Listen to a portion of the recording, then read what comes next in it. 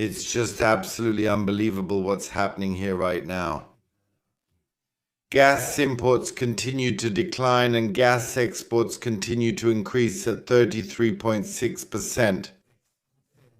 By the way, at the end of this video, I'll give you a few tips again on how you can bring more calm into your life. Because it seems like this federal government somehow missed that a bit. Even today in the Bundestag speech, where I think to myself, everyone out there knows that we're on the verge of brownouts becoming a reality in Germany because there's no more gas.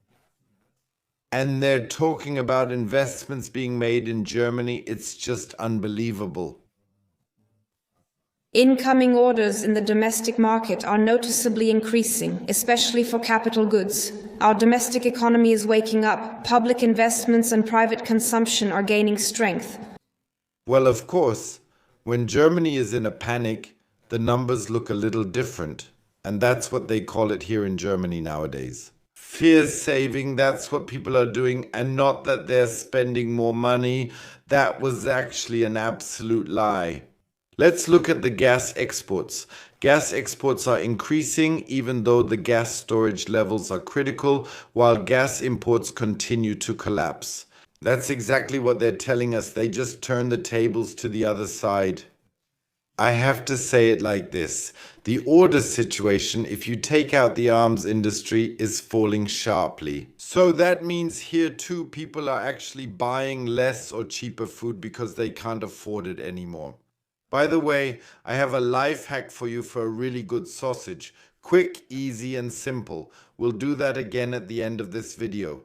If we invest instead of hesitating, if we speed up processes instead of making them more complicated, if we make work easier instead of more expensive, then our country can emerge stronger from today's difficult phase. Thank you very much.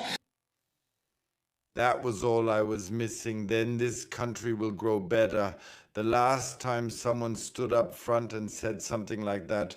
Well, we all know that story, but let's be honest. What is being invested? And let's leave the arms industry out of this. That is currently being used for the active budget to cover costs to support the welfare state. Reforms are practically impossible. You all can see that here. And last but not least, this federal government isn't even capable of buying gas. Because now there's also the fact that they've turned away from Donald Trump just to send a tanker over here to supply Germany with gas for 5 more hours. Well, let's be honest, even this relief she's talking about, my life has become more expensive than before. I don't know how it is for you guys, let me know down below without any filter. Do you feel like this year is more expensive than last January, or has it gotten cheaper? I'd be really interested to know. Investment offensive for infrastructure, for climate protection, for security? Yes, infrastructure investments. I'll briefly show you the gas power plants here and of course the current storage levels, which are dropping rapidly. They tell us that they're investing so much money in security, but how much security will there really be if the lights go out here? What would actually happen if emergency shutdowns were to occur here? For example, what if bakers can't produce? In my recent videos, I've already shown you what kind of bread you can still bake in such situations. If the lights actually go out and those gas storage facilities I showed you are basically empty. And that's the big problem. They're talking about resilience here, basically hiding all this data. This morning, when I was refreshing a page, I noticed that either there was a mistake on the Federal Network Agency's site this morning, or the data was manipulated. We've made key energy decisions. We have made the reduction of electricity taxes for industry, manufacturing, agriculture, and forestry permanent. We have abolished the gas storage levy and increased the subsidies for grid fees. Yes, and at the same time, we also increased the cost for carbon monoxide to pricing. The fact that it will become even more expensive is also part of the truth. At the same time, the social contributions that we still have to pay were also increased, so we have to say that what she's saying may still be true, but in fact it's actually a lie, because on the other hand, they're just taking much more money from us. left pocket, right pocket, and that's how it is. By now, we really have to look at what we can actually still buy. What can you even buy for the kids anymore? Will you even be able to afford your apartment in the future because rents are exploding now too? And yeah, what am I supposed to say about that? What good does it do to save 12 euros a month on electricity if, on the other hand, I have 60 euros more in expenses? We are ranked 11th in the Global Innovation Index. If you drop from second place to 11th place, that's not an achievement you've accomplished. In 2007 and 2008, we were in second place, not in 11th place. Even in the last 5 years, we dropped from 8th place to 11th place. You can't sell that to anyone. Tell me, do you know soccer when a Bundesliga club keeps getting relegated further and further down? 8th, 9th, 10th, 11th place, eventually the coach gets fired. But when does that really happen in Germany? Wouldn't it be about time for that now, or am I wrong?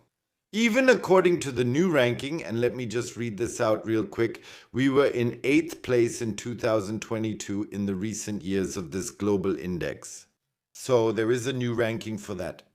Otherwise, we've usually been in 9th or 10th place.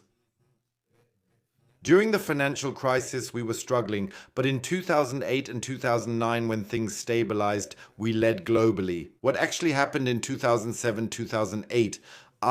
We kept moving further to the left politically, and among other things, we wanted to shut down the nuclear power plants. Solid public finances give us a competitive edge and shield us from external shocks. Thank you. So, Ms. Reike, and who protects us from this government? Who protects us from internal shocks? Who protects us from brownouts, from blackouts here in Germany? Who protects us from all the violence that comes out of here? How I can protect you is, I've already shown you bread, more and more and more. Maybe I'll do it again with some more elaborate bread. Today it's all about the sausage. You can leave them outside as long as it's cold. What's important is that we vacuum seal everything. We have a vacuum sealer. This isn't an ad for any vacuum sealer. I mainly recommend always choosing vacuum bags that are long enough. And finally, I promised you, now I'll show you how we make our chicken breast, and I have to say it's really delicious. If you want to see what it looks like when it's finished, feel free to write it in the comments below. I just made a little production video because I'm not a chef. This way, you can see how easy the whole thing is. Of course, I'll also show you the recipe. I'll always quickly show you how easy it is. Have 2 chicken breasts. And yes, yesterday during the live stream, I thought, hey, I'll show you just how incredibly easy this is. Do I have a glass bowl where both will fit? Normally, of course, we make a lot more. I've already measured out my spices here, which you can also see there. I'll put them in the picture. Add 2 bay leaves, and now I'll just quickly bring it to a boil. Let it cool down, then pour it over the chicken breasts later. Once it's cold, put it in the fridge for 4 hours. So, then I'll just quickly put it in a warm water bath for 25 minutes at 75 degrees, and the sausage is done. Just a little note, we simply cut that part off as well. Honestly, I just don't like that in the sausage. Then it goes into the vacuum sealer later and straight into the freezer. I typically make more than 2 chicken breasts.